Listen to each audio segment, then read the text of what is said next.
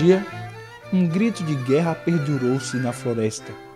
Enquanto arcos e flechas eram lançados, ouviam-se assobios dos mongóis, e um gemido de dor chegou aos ouvidos de Tupã.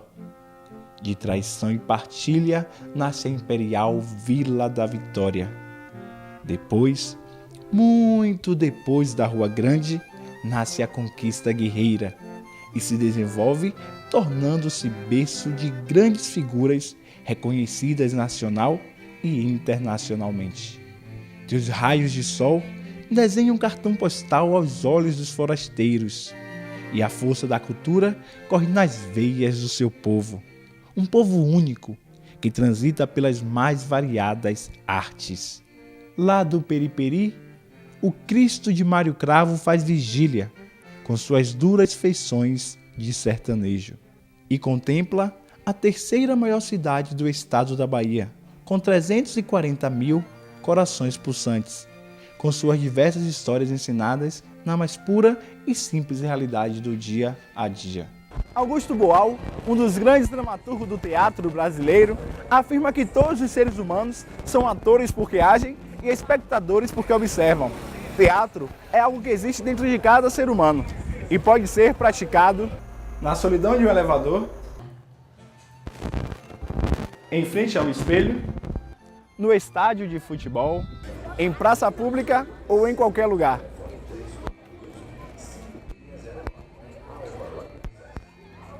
Até mesmo dentro dos teatros. Luz, câmera, ação! Ser ou não ser? Eis a questão. O teatro é a arte de representar que imita a vida. Monsenhor Olímpio, recém-chegado das Minas Gerais, ele preparou na frente da igreja uma palhoça e, pela primeira vez, ele aconchegou a população em frente da igreja para assistir um drama. E começou o drama 8 horas depois da missa. E começou a cena. O padre Monsenhor Olímpio ofereceu e anunciou uma história verdadeira. Todo mundo queria saber que história verdadeira era aquela. E, de repente, aparece em cena um dos piores assassinos que Conquista já teve. Galo de Janeiro. Já o Galo de Janeiro chegou amarrado como prisioneiro, né? E facilitaram, deram muita liberdade ao Galo de Janeiro. Ele conseguiu desvencilhar das cordas e correu. Correu o povo, pega o Galo de Janeiro, e a cena do teatro continuou. Pega Galo de Janeiro, cuidado, assassino. Eu conversava de um lado, eu conversava de outro. Aí o padre, muito inteligente, dizia que estava iniciando ali um diálogo entre a população e o criminoso, né? E a reação do povo contra o criminoso. De repente, as candeias, os lampiões apagaram-se e Galo de Janeiro passou correndo em frente da plateia. Pega ali, pega lá, vestido com a calçola de Dona Janota, vestido com um chale atravessando o ombro, né? Aí o povo fala, é César que ressuscitou. César o quê? Era o bandido solto no meio da rua. E aí começou o primeiro diálogo de teatro do Brasil em Conquista. Encenava uma história que tomava como empréstimo a realidade do povo. A prisão, a cadeia. Então, interessante que o padre, muito inteligente, ele trouxe para a realidade a imitação da vida. E daquele dia em diante, o povo falava, o drama imita a vida. Além das apresentações teatrais ensinadas pela Igreja Católica, os circos também foram responsáveis em motivar os conquistenses no interesse pelas artes. Não só Conquista, mas em toda a Bahia e todo o Brasil, o circo ele foi a grande célula máter do teatro. É ali onde se assistiam a Paixão de Cristo, Marcelino Pão e Vinho, Lampião no Inferno, todas as grandes peças chamadas dramalhões, eram assistidas no circo. O circo, toda noite, e o circo que se prestasse, o Nerino, que era famosíssimo, todo o circo, a Paixão de Cristo, o Ébrio, que era uma encenação a respeito de uma música de Vicente Celestino, que foi um grande compositor brasileiro. Então, esses dramalhões, eram chamados de dramalhões, eles marcaram época. A família se arrumava, a família se impecava para poder assistir ao teatro. Não havia televisão, não havia teatro, e o circo era esse veículo. O circo tem uma função extraordinária na formação do teatro brasileiro. E assim com Procópio Ferreira, com Paulo Gracindo, eles usavam muito deste céu de lona para poder apresentar a sua arte. Décadas depois, surge o primeiro grupo de teatro de Vitória da Conquista. Formado com atores da sociedade, artistas, filhos de comerciantes, caixeiros viajantes. Então traziam as modas, as formas de falares, dos falares lá da capital, lá de Salvador, traziam histórias que eram representadas no Grêmio Dramático Castro Alves, sob a direção de Dr. Crescêncio Silveira, Agemiro Silva, atores da velha guarda, Ivo Moreira, Aníbal Lopes Viana, Bruno Bacelar, esses cavaleiros do passado contribuíram para a formação da nossa identidade cultural. Nós temos 100 anos de teatro. 1914 foi o primeiro grupo de teatro subiu ao palco em Conquista. Há 100 anos, as mulheres eram proibidas de fazer teatro. As mulheres que participavam do teatro em Conquista eram tidas como raparigas, as raparigas do teatro. Mas era uma forma de ofender a coragem dessas primeiras atrizes, como Pombinha, Dona Pombinha, que foi a pioneira no teatro de Conquista e que trouxe novidades como cenas que antecediam com o cálice de vinho, a via sacra, a representação dramática que faziam em praça pública na época. O amor supera as dificuldades. Engana-se quem pensa que vida de artista é fácil, principalmente no início da carreira. Tudo por amor ao público e pelo prazer de ver a casa cheia. A gente saía carregando as coisas nas costas, muita gente, para apresentar nas casas, num canto, em outro. Toda a iluminação na Casa da Cultura naquela época, ali na Tancredo Neves, naquela casa. Você lembra do jogo de luz? Das coisas que a gente fazia para iluminar as cenas? Então foi assim, uma participação e um aprendizado muito bom para mim. Aqui se fazia teatro na rua, aqui se fazia teatro num lugar baldio ali, onde Jeová conseguiu com a prefeitura fazer o presépio vivo. A coisa era absolutamente mambembe. A coisa aqui era feita assim, atabalhoadamente. Não existia um espaço para se fazer isso. Era uma casa velha que ele conseguiu lá e fazia os saraus, chamado Encontros Líteros Musicais. Eu tive a honra de participar disso aí também. Mesmo com os problemas técnicos e a necessidade de um espaço para ensaiar, o grupo Avante Época participou do primeiro festival de teatro da Bahia. Temos o grupo Avante Época, que se deslocou de Conquista para Salvador, num festival concorrido por 60 cidades, 60 grupos da capital e do interior, e saiu vencedor com a peça Transe, de Ronald Hadi. Foi um resultado positivo para o teatro do interior da Bahia. Pela primeira vez, Conquista recebia um troféu de melhor espetáculo de teatro no Vila Velha. Apesar de, naquela época, ter poucos grupos de teatro, a rivalidade já era presente. Tinha 2 grandes grupos de teatro aqui na minha época. Era o Teatro Carlos Jeová e o Grupo Batalha. E quem trabalhava no Teatro Carlos Jeová, com Jeová, geralmente não trabalhava no grupo Batalha, de Judásio Leite, que ambos eram maravilhosos. E eu, como sempre, fui muito rebelde e queria aprender com todos, porque todos eles sabem muito e eu ensinar para mim, né? Eu ia aprender com eles. Eu trabalhei no grupo de Jeová durante um período. Quando eu achei que eu já tinha aprendido o que para mim no momento era suficiente, eu fui experimentar trabalhar no Batalha com Judásio Leite, Sônia Leite, pessoas maravilhosas, super talentosas. Os artistas conquistenses também sofreram com a ditadura. Fui presa várias vezes, fui em teatro de rua. Na última vez em Conquista foi em 85. Era um casal, chamava-se Tumé e Durvalina, um casal de nordestinos. E eles interpretavam e ao mesmo tempo eles saudavam o Teatro Nacional, o Teatro do Brasil. Quando eu fui presa aí, Valmã, pra você ter uma noção, o povo quase que queria linchar os soldados. Todo o movimento cultural da cidade passou a ser no teatro, porque nós não tínhamos. A escola normal fechou o espaço, porque a gente era de oposição.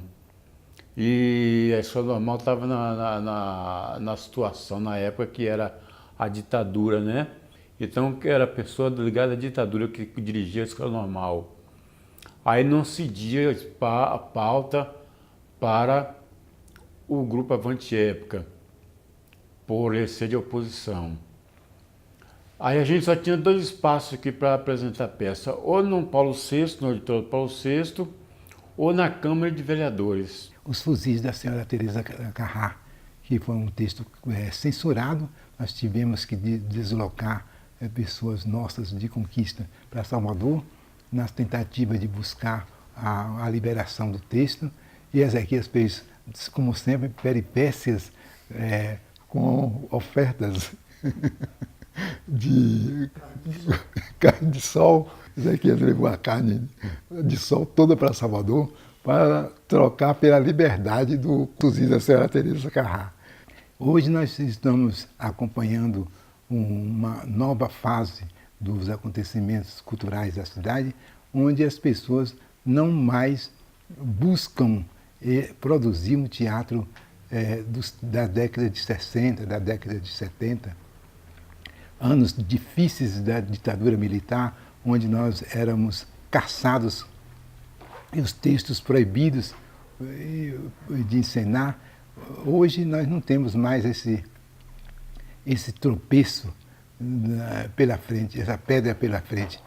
E, no entanto, as divagações e as poucas iniciativas da população e dos governantes. A cidade foi se desenvolvendo, aumentando os grupos e as manifestações culturais, surgindo a necessidade de um espaço para ensaios e apresentações das produções artísticas. Foi a grita da classe artística conquistense.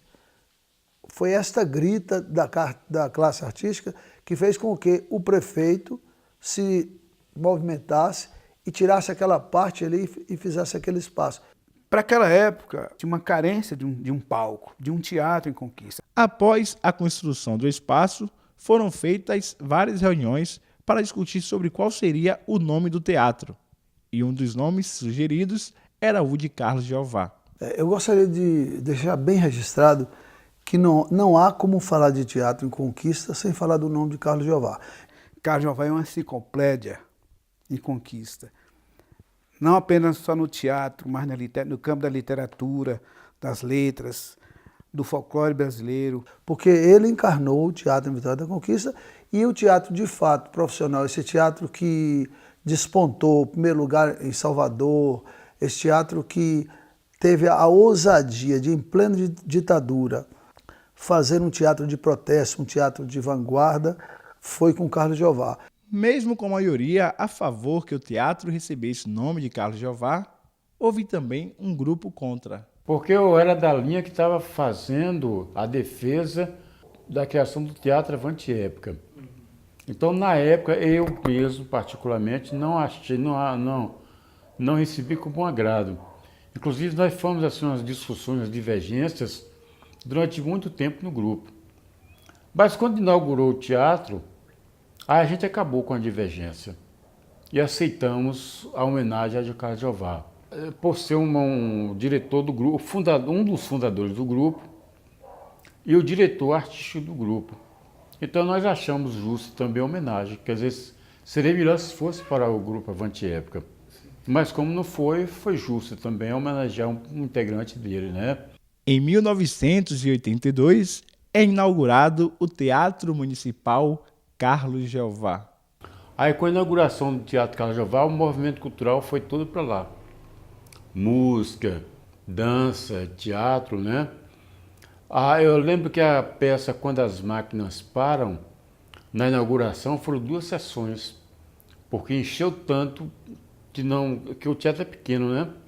Mas encheu tanto que não teve condições de suportar o pessoal. Aí fecharam a porta e deixaram um pouco lá de fora para a gente fazer uma segunda sessão. O Teatro Municipal Carlos Jeová tem um formato de teatro de arena, cujas características são palco no centro e o público ao redor dos atores, mantendo-se uma interação mais próxima. O teatro tem capacidade para um público de 100 pessoas. Sua estrutura conta com equipamentos de sonorização e iluminação. Com o passar dos anos, surgiram vários grupos de teatro em Vitória da Conquista, como o Grêmio Dramático Castro Alves, a Associação Conquistense de Teatro Amador, o Grupo União de Teatro Amadores Montenegros, o Grupo de Teatro do Estudante Conquistense. Já em 1975, os grupos UTAN e TESCO se unem, dando origem ao Grupo Avante Época.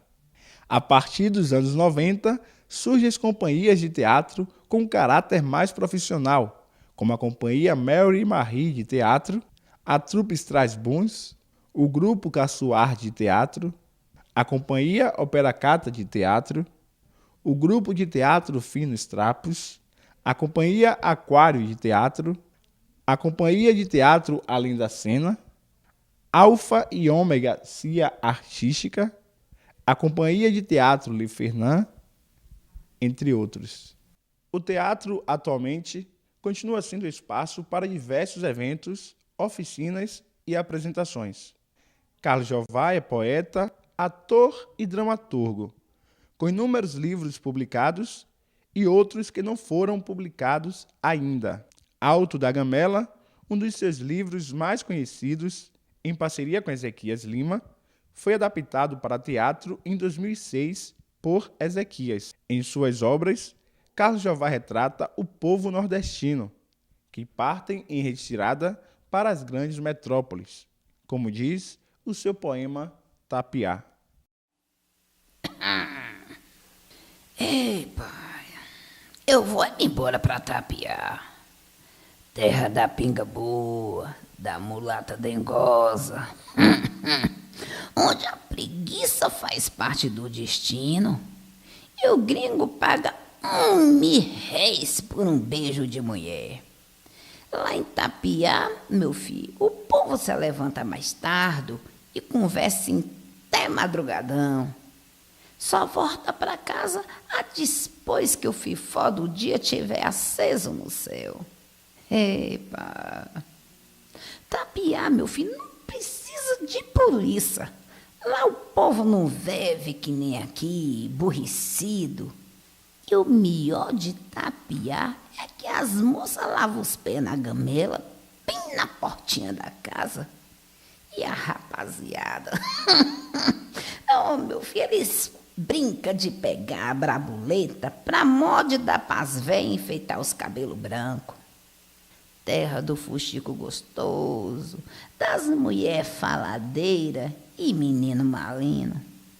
O sol castiga a lavoura, mas nem por isso deixa de ter quebra-pote, pau de sebo. De noite, o povo espia a lua das beiradas das casas e Chico Violeiro joga velso para a moçada escutar.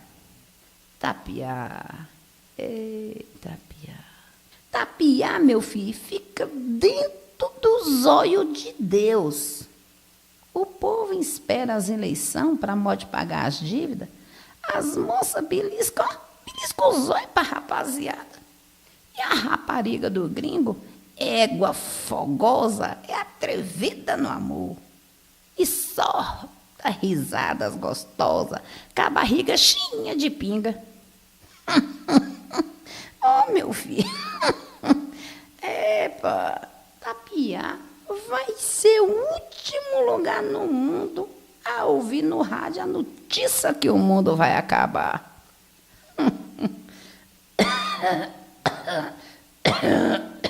Epa. Ei, moço. Ei, moça. Você sabe aonde é que fica Tapiá?